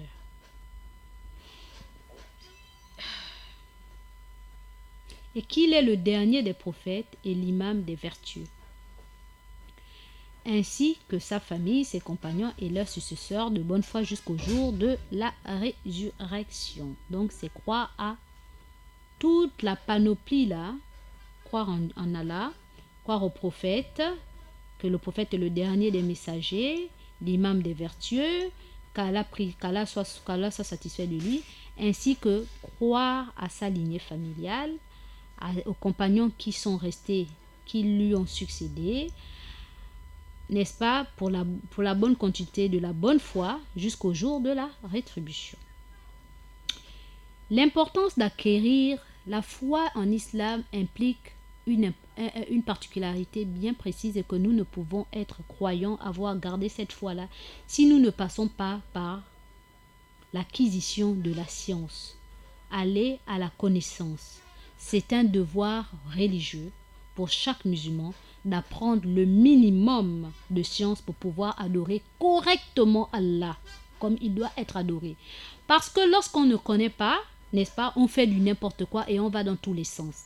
Mais lorsqu'on connaît, on a la connaissance de ce qu'on fait, on est assidu et on applique, on est correct dans l'adoration d'Allah subhanahu wa ta'ala. C'est pour cette raison que Allah nous interpelle dans la sourate Fatir, sourate 28, il dit ceci: parmi ses serviteurs, seuls les savants craignent Allah. Allah est certes puissant et pardonneur. Il dit parmi ses serviteurs, seuls les savants craignent Allah. Allah est certes puissant et pardonneur. Les savants, c'est qui? C'est ceux-là qui pratiquent, qui connaissent la religion, qui connaissent qui connaissent la science de la religion et qui la mettent en pratique. Et connaisseur, celui qui met en pratique ce qu'il connaît. Ce n'est pas celui-là qui a emmagasiné beaucoup, mais qui ne pratique pas ce dont il a emmagasiné. C'est qu'il y a problème. Vous comprenez? Science sans connaissance, connaissance sans pratique est futilité. Et pratique sans connaissance. Connaissance sans pratique est futilité. Pratique sans connaissance est une utilité. Tu pratiques dans le zéro parce que tu n'as aucune connaissance. Mais tu as une connaissance et que tu ne pratiques pas, ça ne te sert à rien, donc c'est futile. Voilà, cher auditeur. Et Allah, dans la sourate Az-Zumar, il dit ceci: sont-ils égaux, ceux qui savent et ceux qui ne savent pas? Seuls les doués d'intelligence se rappellent. Il nous pose la question, est-ce que celui qui connaît et celui qui ne connaît pas sont-ils égaux? Seuls les doués d'intelligence se rappellent. Donc c'est pour nous dire que la science est d'une importance, d'une importance capitale dans notre vie. Mais ceux d'entre eux, et il nous dit aussi, et le prophète paix et bénédiction d'Allah soit sur lui, autant pour moi nous a dit, celui à qui Allah veut du bien, il lui donne la bonne compréhension de sa religion. Celui à qui Allah veut du bien, il lui donne la bonne compréhension de sa religion. Hadith rapporté par Bukhari, donc un hadith authentique. Lorsqu'Allah veut du bien de sa créature, il lui donne la bonne compréhension de la connaissance de sa religion. C'est-à-dire, il comprend bien. C'est pas comme tel veut qu'il comprenne. C'est pas parce que tel est dans une certaine position qui n'a rien à voir avec l'islam ou parce que c'est je ne sais pas moi, un cher ou alors un imam, comment dirais-je, illuminé ou quoi que ce soit, que ça veut dire que non. On peut être avec des gens, mais lorsque on fait sortir quelque chose et qu'on te la sort, Allah te donne une certaine compréhension, une certaine clarté que parfois même tu te poses la question, mais comment est-ce possible que j'arrive à comprendre alors qu'il y a des gens qui sont obligés d'expliquer à certains pour comprendre cela, mais moi j'arrive à comprendre ça facilement. Mais dis-toi, lorsque il t'arrive à savoir cela, dis-toi que Allah te veut du bien. Et lorsqu'il te veut du bien, il te met parmi les bonnes personnes qui savent t'encadrer, t'enseigner. Pas parmi les personnes qui t'enseignent de la haine, de la médisance, de la calomnie. Vous passez votre temps à calomnier, à médire, à envier ou à dénigrer les gens. Si vous vous retrouvez dans des situations pareilles, dites-vous que cette personne ne vous enseigne rien du tout. Ce n'est pas l'islam ça. L'islam dit, dites du bien ou taisez-vous. Dites du bien ou taisez-vous. Et pour la petite histoire, je vous assure, chers frères et sœurs dans la foi, j'ai une connaissance. On a grandi tous ensemble. Mais ce dernier, subhanallah, à chaque fois qu'on lui dit quelque chose, même si c'est vrai, il s'avère que c'est une vérité. Mais comme il n'a pas vu, parce que c'est pas qu'il refuse de l'accepter, contrairement à ce qui est dit, que j'ai raconté, mais tant que lui-même il n'a pas vu, il n'a pas touché du doigt, et que tu viens lui dire ça, une histoire ou une histoire se rapportant à une personne, une quelconque personne, et que c'est une histoire négative, il te dit que bon, ton histoire je la prends en pincette, mais je n'accorde pas de l'importance parce que pour moi, tant que je n'ai pas vu, je ne peux pas affirmer cela. Et toi aussi, j'espère que tu n'iras pas raconter ça à X, parce qu'il faut éviter de raconter des choses, et même si c'est vrai, ça ne nous sert à rien de raconter des bêtises ou bien des choses que l'autre a commis qui est honteux pour cette personne et que toi tu vas prendre pour aller raconter. Et depuis qu'on se connaît, ce dernier ne vit que comme ça. Il n'aime pas qu'on colporte. Il n'aime pas qu'on dise. Même si c'est moi, Mariam, qui lui dit que moi j'ai vu. Ah, encore, vous-même vous connaissez nous les femmes, non? Je t'ai dit que j'ai vu. Et je vous assure que récemment, j'ai vu un frère avec quelque chose de négatif qui n'était pas bon. Bon, pour nous en tant que musulmans, on n'a pas le droit de s'afficher avec ça. Et comme je connais que mon frère là, il est comme ça, qu'est-ce que j'ai fait? J'ai pris, j'ai balancé, je lui ai dit que et ça, tu vas me dire quoi? Maintenant là, c'est pas moi qui suis partie espionner, mais c'est aussi au vu de tout le monde. J'ai vu et les gens ont vu. Maintenant toi, comme tu aimes jouer à ça, maintenant je te donne comment dirais-je, une mission, c'est que tu ailles vers ce frère-là et lui dire que ce n'est pas bon ce qu'il a fait. Un musulman ne fait pas ça. Et un musulman ne s'expose pas comme ça. Parce qu'il nous permet de le critiquer et de parler de lui. Et ce n'est pas bon. Il ne se cache même pas et il a carrément fait ça aussi au vu de tout le monde. Il m'a dit, ok, je le ferai. Là au moins tu m'as dit quelque chose. Maintenant c'est de mon droit d'aller vers lui et le conscientiser et lui parler. Voyez-vous? Mais il n'a pas dit non, on va parler à X, Y, Z ou bien machin. Non, c'est de lui à moi et ce frère. Et si c'est moi qui va vers ce dernier avant, si Dieu me donne le temps, avant lui, ben j'irai vers ce dernier en lui disant, ce que tu as fait là, c'est pas bon. Un musulman ne fait pas ça. Voilà. Et puis ça reste comme ça. C'est cela. Aime pour ton frère ce que tu aimerais pour toi-même. Si c'est moi, Mariam, qui pêche ou je suis dans une situation, venez me parler de la bonne manière et que ça reste entre nous. Mais que vous dites, ah voilà, ah là vraiment, même si j'avais tort quoi. Quand mon diable là va monter, puisque chacun de nous a un diable en somnolence, même si tu avais raison, tu n'auras plus raison. Je me connais. La panthère du Gabon qui est en nous là, elle somnole à chacun de nous. Donc chacun a sa petite panthère. Donc c'est un petit démon. Donc si tu veux me montrer les yeux, même la petite taille de Mariam là, ça va devenir l'éléphant. Un éléphant que tu ne pourras même pas contenir. Donc attention.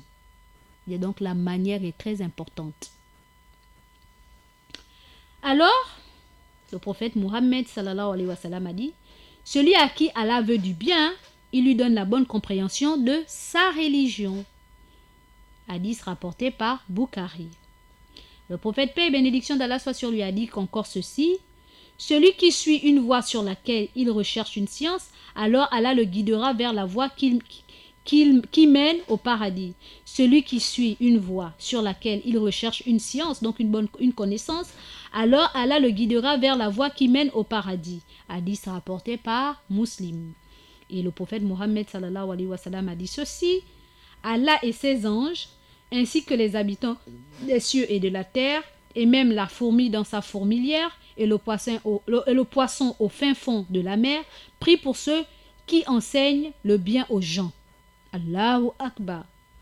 Le prophète Mohammed, paix et bénédiction d'Allah soit sur lui, a dit, Allah et ses anges, ainsi que les habitants des cieux et de la terre, et même la fourmi dans sa fourmilière, et le poisson au fin fond de la mer, prient pour ceux qui enseignent le bien aux gens. Hadith rapporté par Tirmidhi. C'est pas Mariam qui l'a inventé. Et le prophète a dit, l'apprentissage, donc le fait d'aller apprendre la science, est un devoir pour chaque musulman. Quand on est croyant, on ne s'assit pas sur les lauriers en disant « Ah, je connais ceci » ou bien « J'ai déjà beaucoup lu le Coran, j'ai lu le Coran, j'ai parcouru le Coran, c'est bon. » « Ah, j'ai parcouru les hadiths, c'est bon. » « Ah, tous les jours aussi, aller apprendre à la science. » À mon âge là, il n'y a pas de mon âge là. Tant qu'on vit, on doit toujours aller à la recherche de la connaissance, à l'apprentissage de la science pour que tu t'améliores, parce qu'il y a peut-être des choses que tu connais mais que tu ne fais pas bien. Alors en allant apprendre la science d'Allah, tu vas t'appliquer dans son adoration. C'est cela. Deuxièmement,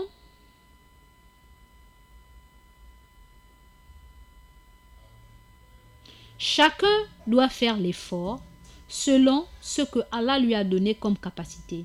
Mais on peut être un bon croyant, sans être un grand intellectuel. Donc, c'est pas parce que tu n'es pas parti à l'école que tu vas dire que l'islam la demande d'aller apprendre la connaissance, mais moi je ne suis pas instruite, je ne suis pas intellectuelle. Comment je vais faire pour comprendre cela? Non, la connaissance d'Allah est une chose, et la connaissance du monde en est une autre. La connaissance des blancs là, de l'école des blancs là, c'est une autre chose. Mais la connaissance d'Allah, même si tu n'es pas allé à l'école, ça en est une autre. Et j'en connais beaucoup qui ne sont pas partis à l'école, mais qui sont des grands savants, vraiment des bons connaisseurs musulmans, tout simplement parce que ils ont aimé Allah et Allah leur a mis parmi les personnes qui les ont appris la connaissance de l'islam. Et ils ne peuvent pas t'écrire en français, mais quant à ce qui concerne l'arabe ou quoi que ce soit, je vous assure que ce sont des bons. Et quand ils te parlent d'Allah, tu as l'impression même qu'ils sont partis à l'école. C'est comme s'ils étaient même au banc de l'école, parce que le français là, ça coule. Non, même le français pour écrire, pourtant ils ne sont pas partis à l'école. Ils ont fait seulement l'école arabe, là, comme ils disent parfois le parterre, ou bien l'école machin. Mais quand ils t'écrivent, tu dis, mais attends, mais finalement, toi tu me dis que tu n'étais pas à l'école française, mais pourtant quand tu parles, quand tu nous enseignes, ou quand tu écris, c'est comme si tu étais à l'école. Mais tout simplement parce que lorsque tu fais pour Allah, il n'y a pas un domaine où tu peux être calé. Et j'ai bien aimé notre frère Imam Bouné, notre imam, qui a dit que lorsque tu connais, quand tu aimes Allah, quand tu aimes les choses d'Allah, vraiment il n'y a pas un domaine que l'être humain a créé, n'est-ce pas, mondain là, que lorsque tu ne peux pas connaître, disons, qui peut te dépasser. C'est-à-dire, comment dirais-je, quand tu connais Allah, tu connais le Coran, pas connaître Allah, mais connaître la science du Coran, certaines choses du Coran, etc., etc. Il n'y a pas une science qu'on va te dire qui va te perturber. Parce que quelque part, tu vas retrouver toujours une espèce de passage ou quelque chose qui concorde avec ce qui a été dit dans le Coran. Du coup, tu n'es pas surpris. Parce que le Coran, là, a tout. Il a tout. Donc, quand on te dit, bon, la législation, on te dit dans la législation et dans le Coran. Je ne sais pas moi. La jurisprudence, elle est dans le Coran. C'est dans le Coran. Tout ceci, c'est dans le Coran. Donc, mais attends, quand tu as le Coran, mais c'est que tu connais ce que les gens là veulent dire. Mais sauf qu'ils ont mis ça à leur manière. Entre-temps, le Coran a bien légiféré, a bien structuré. Et c'est pour cette raison qu'on dit si le monde aurait vécu selon les... On aurait établi les lois selon les lois du Coran Karim, je crois qu'on se porterait mieux. Mais comme l'être humain pense que c'est son intelligence qui peut régir le monde, ben, on se casse toujours la tête. Après, finalement, on fait appel à qui? Aux religieux. Oh, venez éteindre le feu. Oh, venez faire ceci. Oh, venez faire cela. Tout simplement parce qu'à un moment, ça les dépasse. Voilà. Donc, je disais que l'importance de l'apprentissage de la connaissance est très importante, la connaissance de la religion est très importante, et qu'on ne doit pas se dire que parce qu'on n'est pas un grand intellectuel que l'on ne peut pas apprendre la religion. Non. Maintenant, le problème, c'est que vers qui devrait-on se rapprocher pour apprendre cette science, l'acquisition de la connaissance religieuse? On doit se rapprocher des savants, des connaisseurs, des imams des mosquées, de ceux qui nous précèdent dans la foi et la pratique, comment on les appelle, les prêcheurs, n'est-ce pas? On doit se rapprocher d'eux. Il faut s'assurer d'abord, avant de se rapprocher de ces derniers, de la fiabilité, de leur fiabilité, de leur, comment on appelle, faire des enquêtes de moralité sur leur personne. Est-ce que ce sont des bonnes personnes? Est-ce que ce sont des personnes qui ont appris réellement la science de l'islam? Est-ce que ce sont des personnes qui ont comment on appelle ça, une bonne éthique morale? Parce qu'on peut connaître aussi la science de l'islam et ne pas avoir une bonne éthique morale, c'est-à-dire il a la connaissance mais il ne la pratique pas. Donc connaissance sans pratique est futilité. Maintenant il y a des gens qui pratiquent mais ils n'ont pas la connaissance, inutilité. Tu pratiques quelque chose mais que tu ne connais pas, donc c'est inutile. Donc il y a aussi ça. Donc il faut bien aller vers s'enquérir de comment dirais-je, de l'identité de ces personnes, de la fiabilité de ces personnes.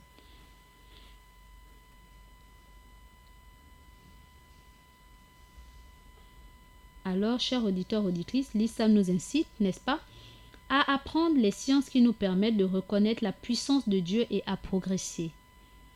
De reconnaître la puissance de Dieu et de progresser. Et lorsque je parle de la science est vaste. Il y a la science du domaine divin et la science du domaine mondain, je peux dire cela. Lorsque je parle du domaine mondain, quand je parle des sciences du domaine mondain, c'est-à-dire l'apprentissage de la SVT, science et vie et la terre, la science physique, etc., etc. Il y a comment on appelle ça, tout ce qu'on apprend à l'école, c'est aussi important. Ça fait partie d'une science. Une science qui nous permettra de comprendre aussi le fonctionnement de tout ce qui nous entoure. Ce n'est pas mauvais aussi. Mais ce que nous devons mettre en priorité, c'est la science de la religion. Maintenant, les autres sciences-là sont secondaires pour nous permettre de mieux comprendre le vécu, tout ce qui nous entoure. C'est important. Mais on ne peut pas dire, moi j'ai appris la science d'Al-Coran Karim, quant à la science du monde, ne m'intéresse pas. Mais non. Comment veux-tu prendre des exemples clés? Comment veux-tu faire comprendre à un scientifique, par exemple, un physicien, que voilà, dans le Coran, ceci a été dit. Mais si tu ne connais pas son langage, comment veux-tu apprendre à un scientifique de la science de la vie terrestre et terre que voilà, sur la terre, il y a des animaux, ceci, cela. Si tu ne connais pas le domaine dans lequel tu veux t'aventurer pour lui faire comprendre que dans Al-Coran Karim, il y a ceci ou cela. Et ainsi de suite. Donc, il faut tout ceci concourt au bien de la connaissance divine. Il y a la connaissance divine de ce que Allah nous a demandé de faire, etc., le mode d'emploi du monde, mais il y a aussi le mode d'emploi de chaque secteur qui existe sur terre, que les humains, via Allah, les a donnés comme intelligence, afin de mieux les expliquer sur des bouquins ou quoi que ce soit, et qu'ils puissent les enseigner à ceux-là qui ne connaissent pas. C'est important. Parce que si on n'avait pas des connaisseurs qui connaissaient comment faire le micro, comment faire en sorte que telle parole doit sortir, par exemple, à Port-Gentil, etc. Et quand on se serait contenté qu'il faut traverser les frontières à pied pour aller apprendre la religion, mais beaucoup n'auraient pas reçu la religion dans leur maison, dans leur village. On n'aurait pas eu la lumière, vous ne m'aurez pas écouté de là où vous êtes chez vous. Voyez-vous? Donc, toutes ces sciences-là ne sont pas à négliger, mais la priorité, c'est la science d'Allah. Je n'ai pas dit négliger les autres, mais je vous dis, la priorité, chaque chose a une priorité dans la vie. La priorité, c'est la science d'Allah. On peut faire des grandes études dans le monde, mais n'oublions pas que notre principale éducation, c'est l'éducation religieuse.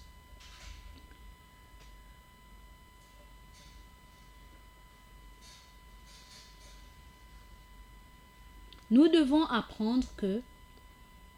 comprendre que l'étude de la foi musulmane consiste à étudier les principes et les fondements de la croyance en Dieu, la vie après la mort, le monde qui nous entoure et que nous ne pouvons pas saisir avec nos sens, les livres révélés, les prophètes envoyés par Dieu. La foi et les croyances sont les fondements de la religion. Sans fondement solide et résistant dans la bâtisse de la religion, la bâtisse de la religion risque de tomber à la moindre épreuve. Donc si on n'a pas une foi solide, le soubassement va s'effondrer. Parce que lorsqu'on a une foi solide, ça veut dire que le soubassement est fort et solide.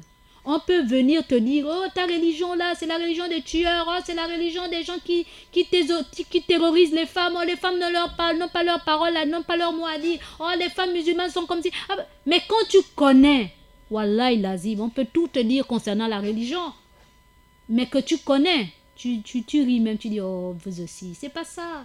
Allah dit dans Al-Qur'an Karim, voilà. Allah dit comme ci, comme ça des femmes. Allah fait comme ci, comme ça des femmes. Pourquoi? Parce que tu connais. Mais quand tu ne connais pas, on va te bouger. Donc ta foi ne tient sur rien. Et comme ça, beaucoup sortent même de l'islam. Oh, j'étais musulmane. Oh, je suis même partie à la Mecque. Oh, j'ai été musulmane pendant 15 ans. Mais tu étais musulmane pendant 15 ans. Qu'en est-il de ta foi? Est-ce que tu as eu réellement la vraie connaissance de la religion? C'est pour ça que je vous ai dit que il y a des gens qui connaissent, mais ils ne mettent pas en pratique ce qu'ils connaissent. Donc, pratique sans connaissance est futilité. Nous avons eu des imams qui connaissaient, mais aujourd'hui sont sortis de l'islam. Vous vous posez la question, mais pourquoi avec tout ce qu'ils ont connu, pourtant quand ils disaient Qalala Rasulullah, ils sont partis apprendre. Mais est-ce que réellement ils ont appris et ils ont mis ceci en pratique, ou bien ils ont appris comme le perroquet? Parce qu'il y a le perroquet, tu vas lui dire des choses, il va réciter tout ce que tu lui dis, que tu lui as enseigné, mais il ne peut pas mettre ce que tu l'as enseigné en pratique. C'est cela. Connaissance sans pratique est futilité et pratique sans connaissance est inutilité. Donc attention. Si la foi n'est pas correcte, les bonnes œuvres ne sont acceptées. Allah pardonne tous les péchés sauf un, mourir sans croire en lui d'une manière juste.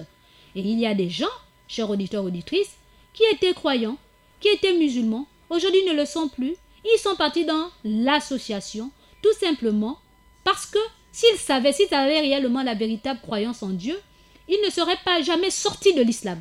Jamais au grand jamais. Parce que un croyant, quelqu'un qui connaît l'islam, wallahi lazim, quand tu sais où Allah t'a gracié, t'a envoyé, t'a mis, et que tu as même un soupçon, même une petite fenêtre, même un semblant, un souffle qui te souffle en te disant que mais tu fais quoi dans la religion là toi aussi? La religion où on demande aux femmes de trop te couvrir, alors que tu as des beaux cheveux, tu as un beau corps, parce que nous les femmes c'est plus ça, hein, le m'as-tu vu? Tu as un beau corps, tu as des beaux cheveux, tu es machin et tout, et puis tu restes dans une religion qui fait en sorte que la femme se couvre, il veut t'a ramener un arrière-plan, patati patata, et puis la femme n'a pas sa place, elle est relayée au dernier rang, titi. Toi, tu dis, ouah. Quand tu imagines que si tu sors de l'islam, donc tu vas dans l'association, tu vas dire maintenant que Dieu là, il n'est pas unique, alors que la vérité là, c'est de dire que Dieu est unique. Il n'a pas d'associé, il n'a pas d'intermédiaire. Toi, tu dis non. Comme je veux m'exposer mon corps, je veux vivre en pleine, je vais vivre ma vie comme il se doit. je vais croquer la vie librement, donc je sors. Aouz billahi minash shaitanir rajim. Même seulement à l'idée de penser cela, quand on a la foi, peu importe les tentations, wallahi lazim, tu dis pardon, pas moi, oh. Pardon, parce que l'ange de la mort peut me trouver à tout bout de champ. Je préfère même être une musulmane boiteuse que de sortir de là. Wallahi. Je préfère être un musulman qu'on va juger tout le temps, mais au moins je sais que j'espère à la miséricorde d'Allah. J'ai quand même une petite crainte là. Je ne peux pas l'associer parce que je sais que s'il y a bien quelque chose qu'Allah ne pardonne pas, c'est de l'associer à quelque chose ou à quelqu'un. Donc quand on a cette petite connaissance là qui est solide, wallahi lazim, on ne peut pas vous bouger. On ne peut pas vous bousculer. On ne peut même pas s'amuser. Tu ne peux même pas jouer à l'hypocrite. Parce que je connais aussi des musulmans. Aujourd'hui, ils sont musulmans. Demain, ils sont à l'église. Après-demain, ils sont chez les comment on les appelle? Les gens qui n'ont pas de religion. Et ainsi de suite. Donc, ils font quoi? Ils font le vagabondage. À la recherche de quoi? La connaissance terrestre. Mais la connaissance terrestre ne t'amènera à rien si ce n'est la connaissance d'Allah. Mais lorsqu'on a la véritable connaissance d'Allah, wallahi lazim, tu peux tomber, tu vas te relever. Tu dis, oh, pardon, ya Allah, pardon. Mais tu ne vas même pas attendre demain. Tu ne vas même pas attendre dans 1 an. Parce que chaque fois que tu tombes, quel que soit, même si c'est toutes les minutes que tu tombes, toutes les minutes, tu vas demander pardon à Allah. Mais tu ne peux pas sortir de la religion. Et tu ne peux pas jouer à l'hypocrite. Parce que le moment où tu dis, bon, aujourd'hui je suis là, et demain je suis là, mais tu ne sais pas si l'ange de la mort va venir te ravir là. Et là, tu es mort dans... Donc tout ce que tu aurais fait toute ta vie, tu aurais mis ça dans l'eau. Subhanallah. Et dans la sourate 4, Al-Nisa, les femmes toujours, verset 48, Allah dit, Allah ne pardonne pas qu'on lui donne des associés. Et il pardonne tout le reste à qui il veut. Celui qui donne à Allah des associés a effectivement commis un péché énorme. Allahu Akbar. Sur ce, chers auditeurs, auditrices, je nous laisse là, en espérant que les prochains jours, nous puissions bien partager la foi en islam, parce que c'est pas tout de dire je suis musulmane. Mais l'islam repose sur 6 piliers. La foi musulmane repose sur 6 piliers et qu'il faut s'en approprier correctement. On ne peut pas dire je crois en Dieu. En temps, tu crois aux statuettes, tu crois à tout ce que les djinns vont te dire et tu ne peux plus rien faire si le djinn ne t'a pas dit que fais ceci, ou bien tu ne peux pas, comment dirais-je? Non, excusez-moi. Ou bien si tu n'as pas porté la bague du grand-père là, ta vie est foutue. Tu ne peux plus sortir de la maison parce que tu n'as pas porté la bague du grand-père. Mais tu associes ceci à Dieu. Tu limites la puissance d'Allah. Alors que Allah dit que je suis plus proche de vous que ta veine jugulaire. Toi tu dis non, j'ai oublié le gris-gris. J'ai oublié le talisman, etc. Mais enfin, où va le monde? Où va le monde? Et là, tu vis dans l'association, la subtile association. Que tu ne vois pas que c'est de l'association, mais c'est de l'association parce que pour toi, tu limites la puissance d'Allah sur toi, la protection d'Allah sur toi. Qu'Allah nous préserve, qu'Allah nous guide, qu'Allah nous donne la véritable foi. Et que, pardonnez-moi aussi, enfin qu'Allah puisse me pardonner, chers auditeurs, nous sommes arrivés au terme de mon temps de parlotte. C'est votre temps à vous. Nous répondons au 8817. Sinon, envoyez vos SMS via le 06 24 92 80 06 24 92 80. Chers auditeurs, auditrices de la 95.fm, le temps est à vous. Il ne nous reste plus que 15 minutes et nous devons rendre l'antenne. 15 bonnes petites minutes et nous devons rendre l'antenne. Alors, nous passons à la petite transition en attendant vos coups de fil et vos SMS via le 06 24 92 80 et le 88 17 pour vos appels en direct. Assalamu alaikum, alaikum, yeah.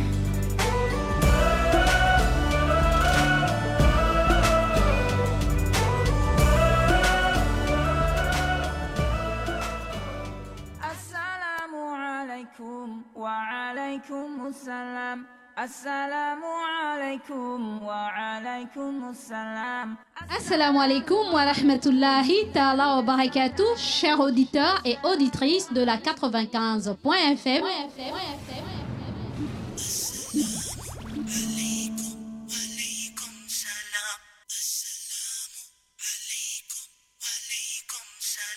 Vous êtes bel et bien avec votre sœur Mariam de l'émission Un auditeur en Assalam ligne. et du petit coin Mariam. Wa alaykoum salam wa rahmatullah ta'ala wa barakatuh. Monsieur Abdullah Traoré, vraiment. Merci beaucoup, madame. Ça va la santé? Alhamdulillah, alhamdulillah la kulli hal. Que Dieu nous pardonne. Amin. Alors, Mariam, je fais salam. Tout d'abord, je fais salam parce que la religion musulmane, il faut d'abord tout dire à salam. C'est salam qui a la salutation du musulman. Donc, j'ai dit salam à tout le monde. Alaykoum salam wa rahmatullah.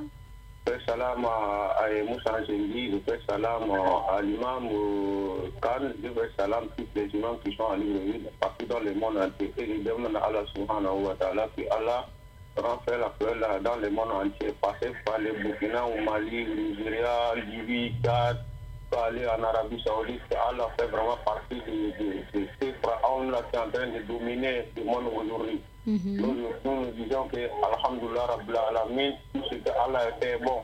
Allah nous a dit que moi, je vous connais, mais vous ne me connaissez pas ce qui est à moi. Je vous connais ce qui est à vous. Alhamdulillah, Rabbil Alamin, il nous connaît. Si c'est nous qui avons la fautise, que Allah nous pardonne, qu'Allah nous enlève notre fautise là.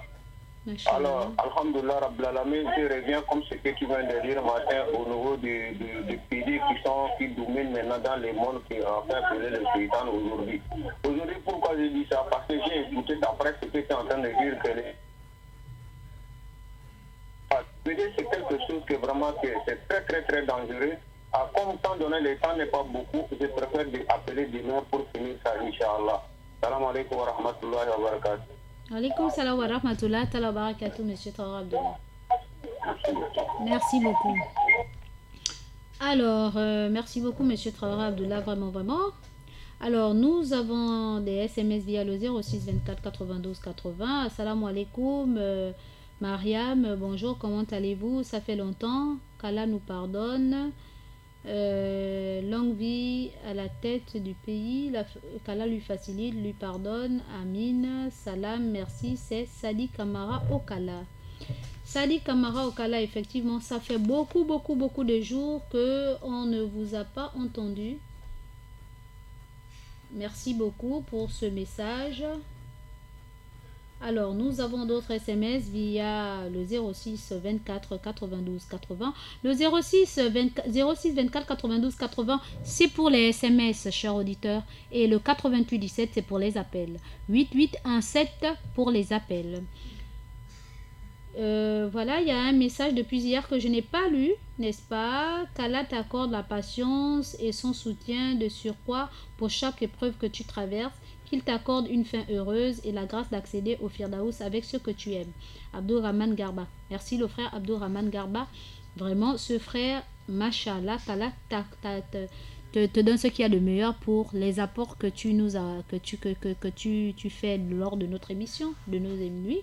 Et puis, qu'il te donne le meilleur dans cette vie et dans l'autre. Assalamu alaikum wa rahmatullah wa barakatuh à vous. Allah a dit qu'on lui demande tout ce que l'on veut qu'il nous donne. Son paradis à tous, amin. C'est de la part de Oumar Nzemba de la Campagne. Oumar Nzemba de la Campagne, effectivement, Allah a dit qu'on peut lui demander, même le prophète Mohammed sallallahu alayhi wa sallam a dit qu'on peut demander à Allah même un grain, même le sel. Donc, effectivement, on ne peut pas limiter le pouvoir d'Allah. Puisse Allah nous donner ce qu'il y a de meilleur pour nous, parce qu'on peut aussi demander mais c'est pas bon pour nous. Il se peut que vous aimez une chose alors que ce n'est pas bon, elle n'est pas bonne pour vous, et il se peut que vous détestez une chose alors qu'elle est bonne pour vous. Qu'Allah donc nous donne ce qu'il y a de meilleur, qui nous donne la possibilité de demander ce qui est bon pour nous.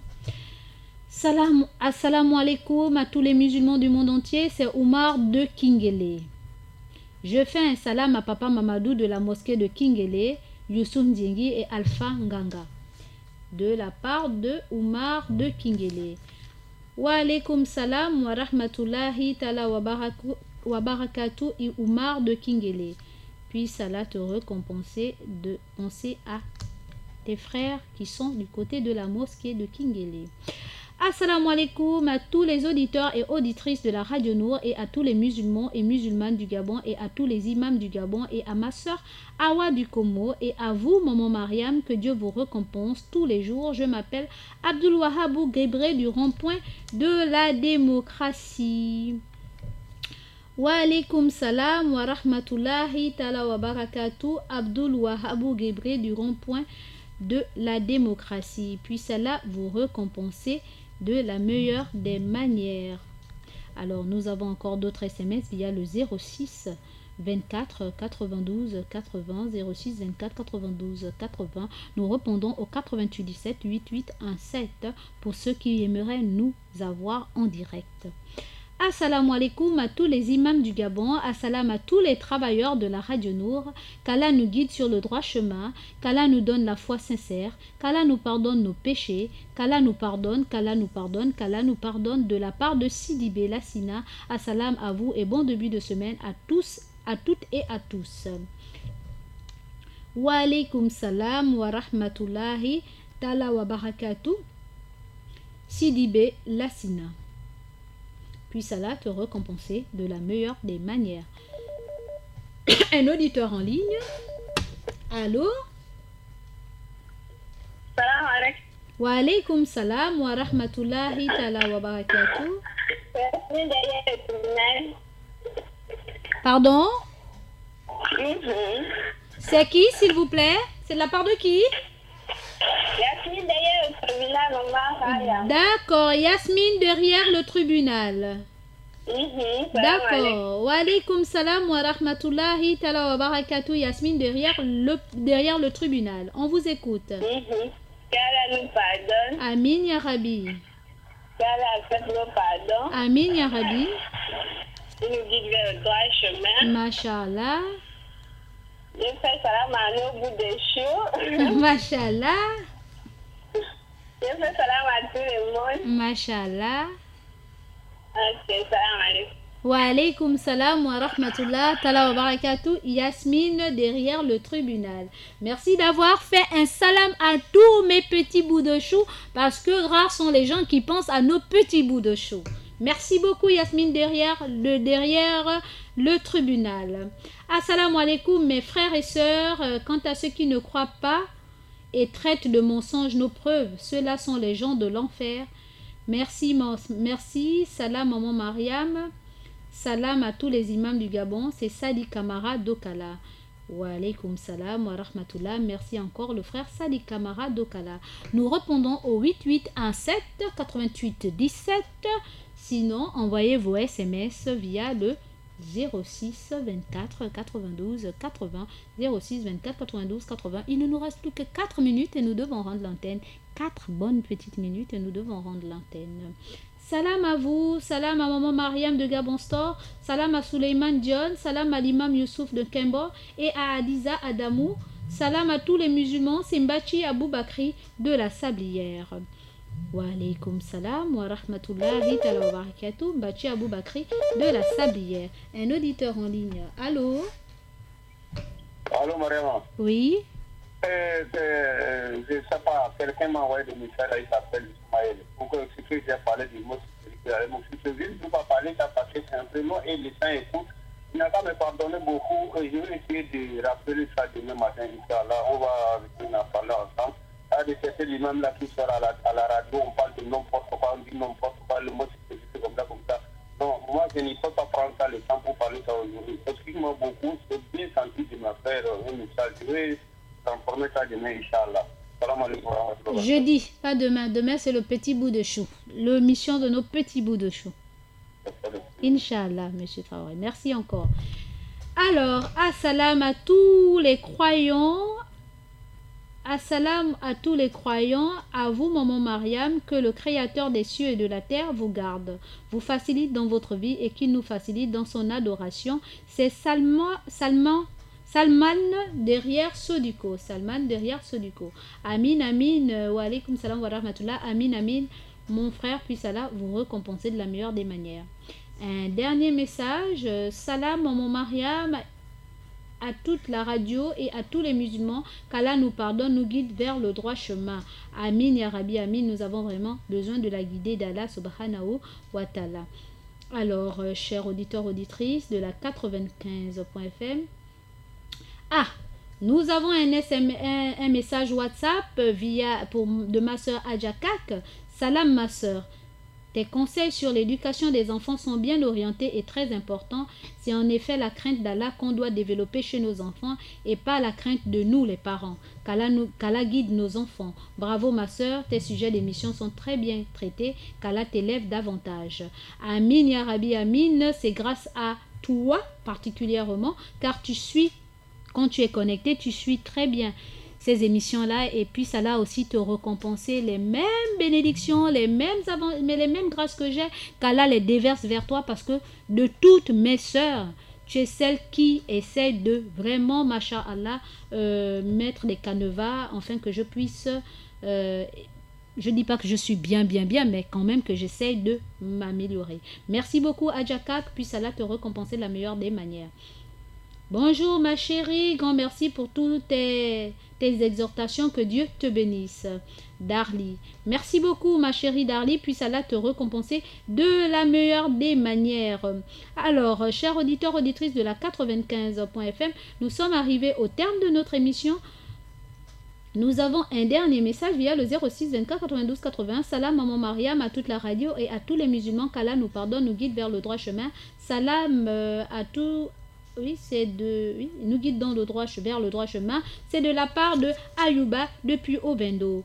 Amin wa alaykum salam wa rahmatullah Ayouba depuis Ovendo. Puis Allah te récompenser de la meilleure des manières. Amin. Alors, chers auditeurs, auditrices, nous sommes arrivés au terme de notre émission et je ne saurais rendre l'antenne sans pourtant remercier tous ceux qui ont participé via les WhatsApp, les SMS et les appels téléphoniques. Alors, un assalam particulier à Sadi Kamara Dokala, à Mariam de la Gourmandise, à Mbachi Aboubakar de la Sablière, à maman Mariam de la Radio Nour, la mère de la radio, Oumar Nzemba de la campagne, Abdul Rahman Garba, Aïcha de Publikele, Awa du Como, à Monsieur Cissé de Port-Gentil, Sidi Belassina, Oumar Nzemba de la campagne, Oumar de Kingele, Salman de Sodiko, Abdul Wahabou Gebre du rond-point de la démocratie, Sidi Belassina, Yasmine derrière le tribunal, Ayouba depuis Ovendo et ma chérie Adja Kak pour les Randingi, Issa depuis là où elle est quoi, voilà. Et un assalam particulier à mes coachs, à tous mes coachs et leurs familles respectives, et particulièrement aussi un assalam particulier à toutes mes mamans. Je vous aime de tout mon cœur, loin des yeux, près du cœur, n'est-ce pas, et particulièrement ceux de Port-Gentil. Un assalam particulier à vous et merci encore d'être à l'écoute de votre radio, la 102.fm. Nous en avons terminé et à demain si Dieu le veut, et pardonnez-moi enfin qu'Allah puisse me pardonner.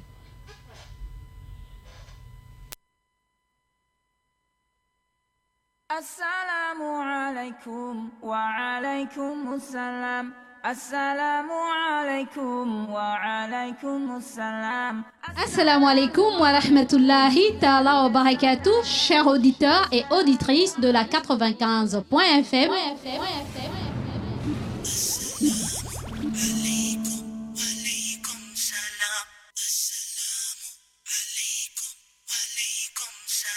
Vous êtes bel et bien avec votre sœur Mariam de l'émission Assalam et du Petit Coin Mariam. Alaykum, alaykum salam. May peace be upon you, be peace. Oh, oh, oh. Vous me retrouverez dans votre émission tous les jours du lundi au jeudi de 9h à 11h. Assalamu alaykum. Et exceptionnellement le mardi de 9h à 12h dans l'émission Assalam et le Petit Coin Mariam. Soyez à l'écoute. Merci. Assalam.